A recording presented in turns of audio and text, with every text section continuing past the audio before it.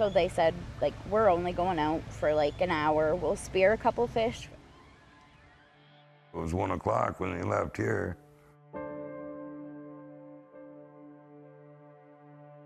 When I came down the hallway, Robin was hollering, "Tammy, we gotta go, we gotta go. That boy didn't come home last night."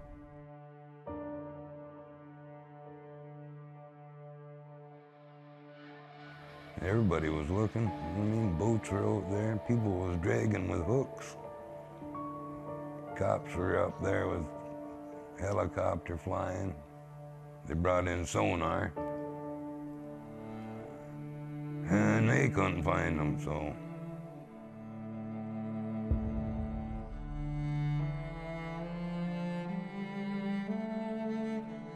And they even told us if it was in there, we'd have found it. They said they are not in there. They gave me 110% guarantee. We got a phone call from OPP saying, "Could you meet us at the park?" So Robin's thinking, oh, you know, they found him, whatever. He was face down. We turned him over, and then I know Mandy personally, right? So I identified him right away, and then we just pulled him up on the boat. Police kept saying, "Oh, it's a drowning, it's a drowning." They were stealing fish, it's a drowning. And we were saying, no, it's not. Like, those boys wouldn't have been doing that, and they both knew how to swim. I want the truth. Maddie and Ty deserve justice. They haven't got any justice, and there's no way that they'll be at peace until they do.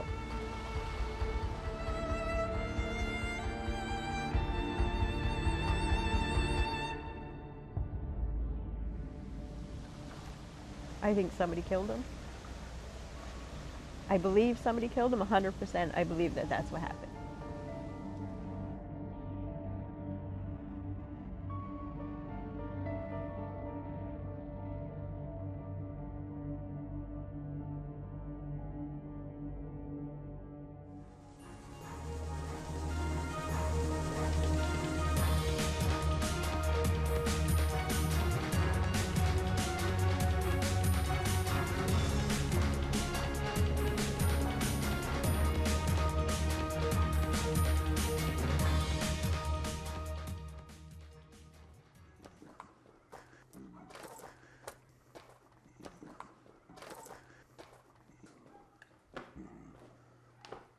That's your grandson's? Yeah.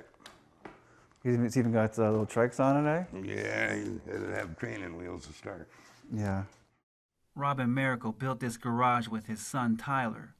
They spent hours in here together, working on cars, fixing bikes, a place full of memories of another lifetime. Actually, he was allergic to bees when he was young. He got stung and his nose swelled up, you know what I mean? I had to take him to the hospital and get so we used to drink a lot of pop and juice, so I still rinse out the Pepsi cans, you know what I mean? Just got used to doing it, and it just always, just like he's still there. Once in a while I always set a plate for him.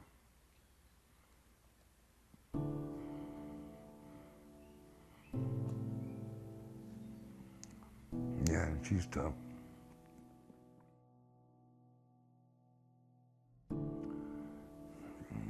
Certainly wasn't fair. A lot of years in front of him yet, and just starting to live. You all right, brother? Yeah. She gets a little tough once in a while. That's usually why I sit over here by myself. It was inside this garage that Robin last saw his son 8 years ago. It was the middle of the night. Tyler was with his friend and fellow fisherman, Matthew Fairman, and they were getting ready to head out onto the Bay of Quinte. Not far from their home on Tynega, Mohawk territory, in the early morning hours of April 26, 2015. Me and him and Maddie, all three of us. We sat at that table right there because him and Maddie was fixing one of their lights. And my brother made them stickers with his machine And we stuck them on, I stuck them on there, and he told me how cool they were on that toolbox. And that was about 1 o'clock. You remember the last thing you said to him? No, I just told him to get home. You know what I mean? Watch what he was doing.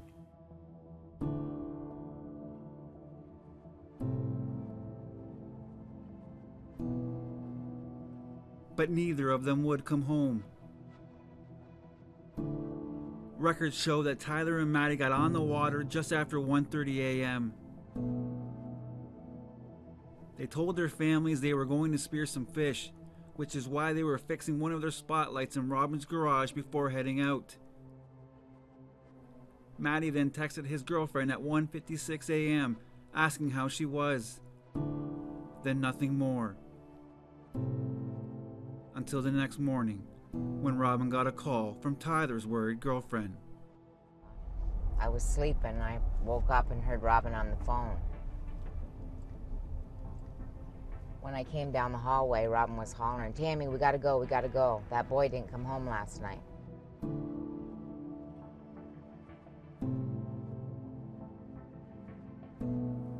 The boys' plan was to take Tyler's 14-foot aluminum boat to their favorite fishing spot by the lighthouse at the end of Telegraph Narrows.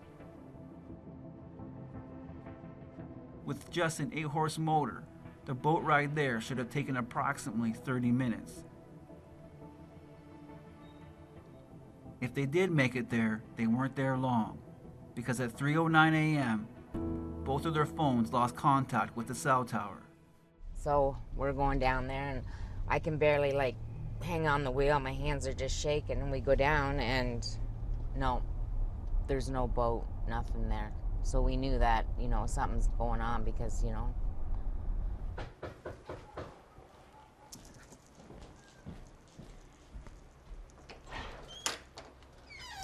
Hi, Beth. Hi. Hi. Kenneth Jackson from APTN. Nice to meet you. Nice to meet you. Come on in. Thanks for having me in your home. Thank you. This is my daughter, Jen. Hi, Jen. Nice Hi, to meet you. nice to meet you too. I'm Ken. Nice to meet you. Thanks for having me. If you want to have a seat. Yes, thank you. This is Maddie Fairman's mother and sister, and this was his last home. These photos are some of all that's left. Remember how teeny he was? Yeah. This one, he has his long hair. Yeah. His favorite toy.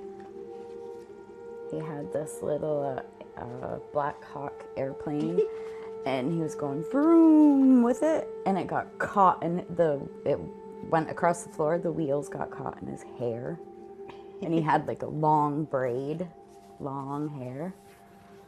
He loved everything that had to do with sports. That was when he was on grade 9 sports team. Yeah. This is one of his favorite jerseys. And with this jersey, it means a lot to me because,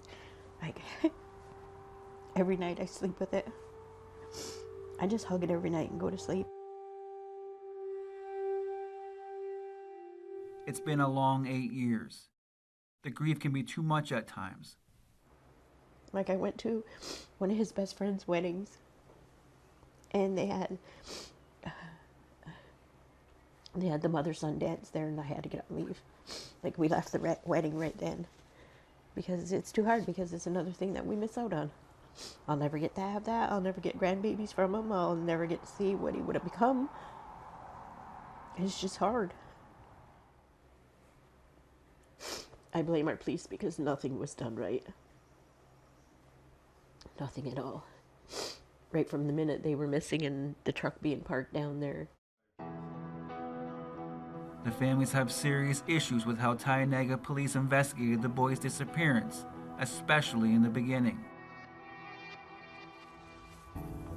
Civilians were tasked with gathering evidence, some of which took police days to go retrieve. For more than a week, Maddie's truck sat right where the boys parked it before going in the water behind this bait shop.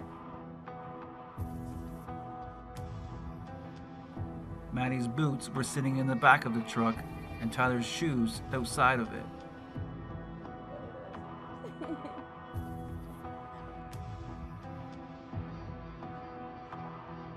One of the officers standing there letting people go all around the truck, and Climb in and out of it.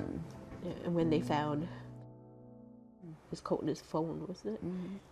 We asked where, and she goes, oh, over there across the bay. And I'm like, are you going to go look? She goes, no, but you can, like, send our family, our community members to search and do a job that they should have done. I really appreciate you showing me these photos and taking me through. I know it's not easy, and the next part might not be easy either, but do you mind if we go down by the water? Yep. Okay, let's go.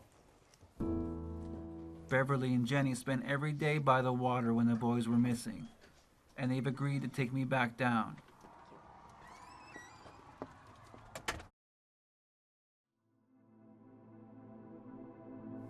As we head there, we start talking more about the police investigation. After Tyler's jacket and phone were found, mitts belonging to Maddie were spotted. Their chest waders were located just west of the Skyway Bridge on the South Shore. As the search went on that day, other things belonging to them were found. You know, they also found an old boat covered in zebra mussels. Yep, That would have been hard to find too, you would think. But Yep. They found that. They Yeah, found and they that. could tell that that was down there for 17 years. And what else did they find? They dove down for a tire. They dove down for a bicycle. While Tyonega Police controlled the land-based investigation, the Ontario Provincial Police searched the depths of the bay using side-scanning sonar. Police divers were also deployed, as a military helicopter looked down from above.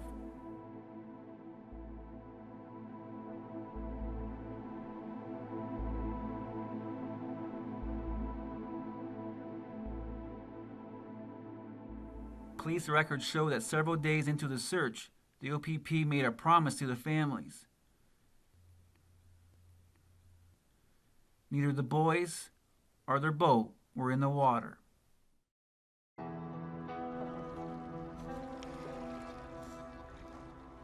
Oh yeah, they were absolutely confident, and they gave me 110% guarantee. They said, you know, they just said, we don't understand this at all. And we said, well, what? And they said, well, we're used to going out 1,000 feet of water. We're used to oceans. This is just like a bathtub to us, and we can't find anything. And we always find one or the other. Like, we don't understand this. What are you thinking then? I'm thinking someone took them, did something. Especially if you can't find the boat. Bodies don't turn up nowhere.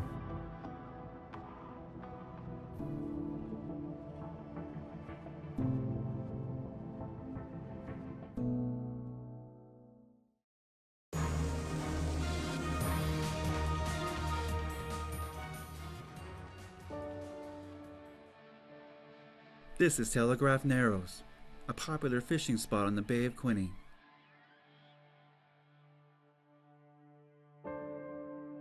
It's a mile long, with an average depth of about 16 feet. Some parts only go up to your knees. This is where Maddie Fairman and Tyler Miracle would go spearing. It's also where police focused their search. Community members dragged the bottom with large hooks. The Mohawk Fire Department did grid searches with an underwater camera, and about a week after police said they weren't in the water, it's right where they were both found, floating on the surface, about 50 feet apart. He was face down. We turned him over, and then I know Mandy personally, right? So they identified him right away, and then we just pulled him up on the boat. This is the thing you drop in the water? Yeah, that's Drop the that down? camera part. I wouldn't use this big a battery. Use just a little small battery, obviously, to carry instead of carrying this big thing. Bart Thompson was a volunteer firefighter at the time with the Mohawk Fire Department. After helping retrieve the bodies, the OPP asked him to bring this camera out on the water the next day. Something so simple. So you just take that, you just drop her in the water and she's clear as day. And in 15 feet of water, the boat was found on the bottom. There's a good picture of it right there. Motorboat. It wasn't too far from where Maddie and Tyler were discovered a day earlier. That's the boat. Looks like the top right here. Looks like the bottom, you know how it goes. See how it comes back like this? What do you guys think when you see that?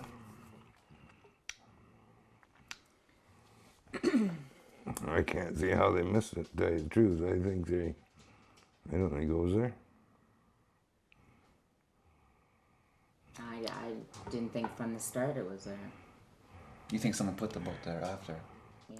Especially when them guys come along and told us, nope, it's not in there. Nope, the sonar guys. Guarantee it's not in there.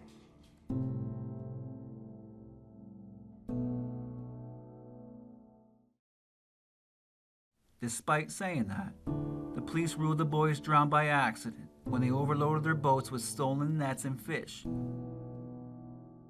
Case closed. We shouldn't have to live with our boys as being labeled as Thieves. for stealing fish. And that's what the police right off the bat said. Nope, they drowned because they were stealing fish. No, they did not. The boat was found flat on the bottom of the bay, like it just sunk straight down. Inside the boat were their spears, car batteries to operate the spotlight, and cement weights connected to nets they allegedly stole. Police couldn't really explain how they missed the young men. After all, their sonar found an old boat in deeper water, but somehow missed Maddie and Tyler and their boat. They went back to their sonar radars and everything to look for the exact location, and they said, well, this is where they could have been, but we missed them. Not once, not twice, but 3 times. The family didn't buy that then, and they certainly don't today. They're like, well, the net could have had a whole bunch of fish in it, and maybe that's why we couldn't see the boat or the 2 boys. But they also said that a swarm of fish like that would show up on their sonar, and that didn't show up neither. That was our question. They weren't there. They weren't there. Yep. Bev, what do you think happened to your son? I think somebody killed him. I believe somebody killed him 100%. I believe that that's what happened. Whether it was intentional or not, they still did it. No. My brother was too smart. Maddie would get an idea in his head, and he would play out every possible scenario, and he would piece things together to make sure that things went the right way and appropriately. And there's no way my brother would have set out to steal nets, and he definitely wouldn't have tried to pull in a net that he knew was too big.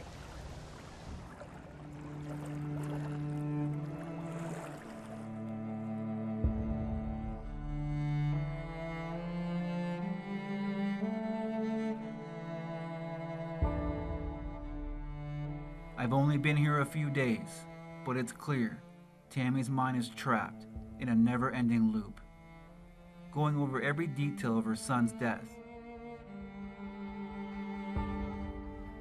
Her and Robin are stuck. Is this how it is every day for you? This is what, like, every day you're thinking, every day you're looking? Yeah. 8 years? Yeah. Every day? Every day. Mm-hmm. Because my head is hurting me right now. Yeah. From trying to wrap my mind around all this. So I said my head's always full, Kenny. It's full all the time. Is there any time where you don't think of it? You're not consumed by it? I guess maybe when you're on your grandkids, but is there always kind of playing in the background in your head? Yeah, always.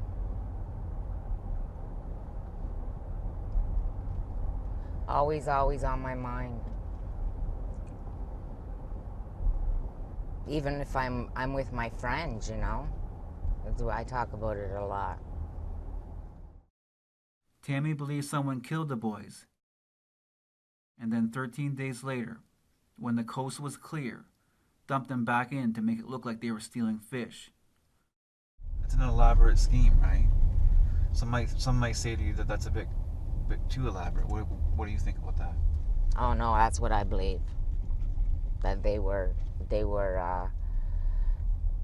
that night they were, you know, taken out and put back in just before they found him.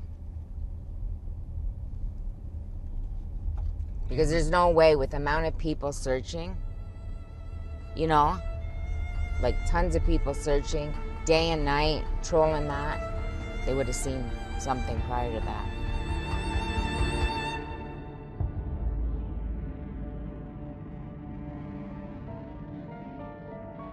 A lot of people agree with Tammy. At least that's what they've told me.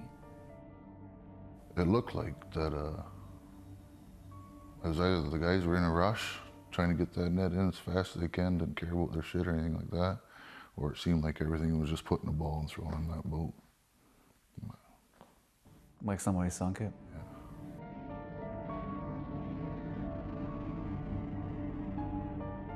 Tensions were high in the community when the boys went missing. Local fishermen were upset over their nets being stolen. Bart Thompson has his thoughts about what happened. Something in the back of my mind say it wasn't an accident, right? You know, but like I said, if it would have been a proper investigation, you know, it could have been a different outcome. But you don't know. Nobody knows. How do you know, right? Next week, on part 2 of Secrets of the Bay. You had said that Tyler was talking to you the night before. That's what I want to talk to you about. Oh, you didn't know that? No.